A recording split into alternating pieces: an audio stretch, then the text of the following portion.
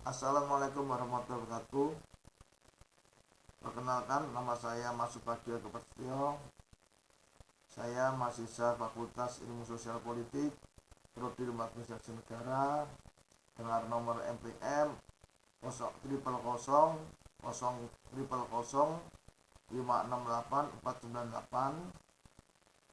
kode nama UT kode atau nama UT daerah 71 Surabaya. Saya akan menyampaikan tugas 1 tentang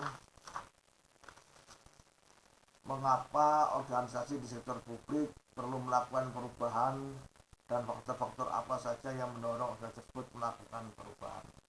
Jelaskan. Nah, dalam persoalan ini seperti yang ditugaskan,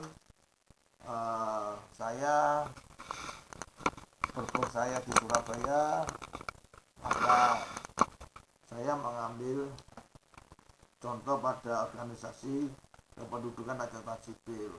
Nah, perubahan yang terjadi di Dukcapil saat ini sudah menggunakan teknologi digital, sehingga pelayanan-pelayanan menggunakan digital, antrian-antrian menggunakan digital, sehingga efektivitas pelayanan akan menjadi lebih baik dan menghindari transaksi head to head tatap muka yang bisa dimungkinkan akan terjadi suatu polusi atau terjadi sesuatu under table. Nah, di sisi itu pula Dukcapil Kota Surabaya sudah menggunakan teknologi aplikasi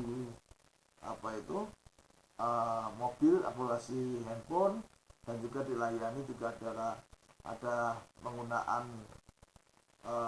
mobil-mobil keliling door to door untuk mengantisipasi warga-warga yang mengalami kesulitan untuk ke kantor atau mengalami kesulitan untuk melakukan teknologi digital. Nah, ini perlu bahwa salah satu bukti pelayanan publik itu harus mampu mencakup segala kesulitan-kesulitan yang ada dalam masyarakat. Nah, kedua, mengapa organisasi perlu perubahan? Tuntutan masyarakat, globalisasi, tuntutan teknologi, semua membuat perubahan. Norma hukum yang konservatif akan mengalami perubahan apabila terjadi tekanan-tekanan dari globalisasi, baik itu tekanan teknologi atau tentang perkembangan masyarakat, sehingga pasti akan terjadi perubahan. Nah, norma yang mengalami tekanan teknologi akan menjadikan perubahan sehingga menimbulkan suatu peraturan atau suatu normatif yang kontemporer menyesuaikan keadaan zaman. Nah, mengapa perubahan itu perlu terjadi? Karena perubahan itu karena tekanan dari tuntutan dari masyarakat, kemudian tekanan juga dari sistem pemerintahan yang istilahnya good governance, sehingga memerlukan suatu keterbukaan, kemudian juga dalam rangka menciptakan integritas. Nah, semua harus diatur menggunakan tatanan-tatanan sehingga organisasi ini perlu berubah.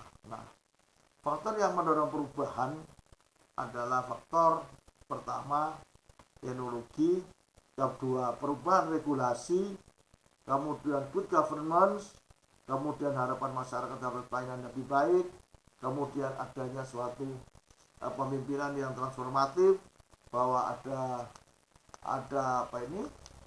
visi dan misi dari suatu daerah atau pemerintahan dalam rangka menciptakan suatu pelayanan publik yang optimal.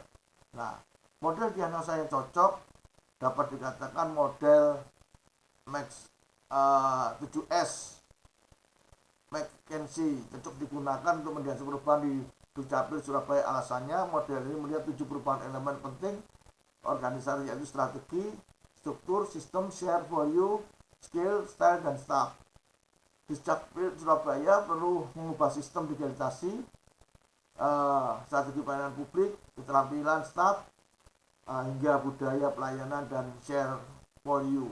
Nah, model pengelolaan perubahan yang paling cocok, model Koters 8 step paling cocok untuk diterapkan karena membantu organisasi memulai urgensi perubahan, membentuk koalisi perubahan, kemudian membuat visi digitalisasi layanan yang jelas, menghilangkan hambatan seperti mindset pegawai resistif, kemudian menghasilkan kemenangan jangka pendek, quick wins, serta layanan eKTP satu hari jadi. Model sistematis ini cocok diterapkan dalam birokrasi publik yang besar dan kompleks dari pemerintahan kota. Kesimpulannya, Dukcapil Surabaya merupakan contoh nyata dari organisasi sektor publik yang bertransformasi secara digital.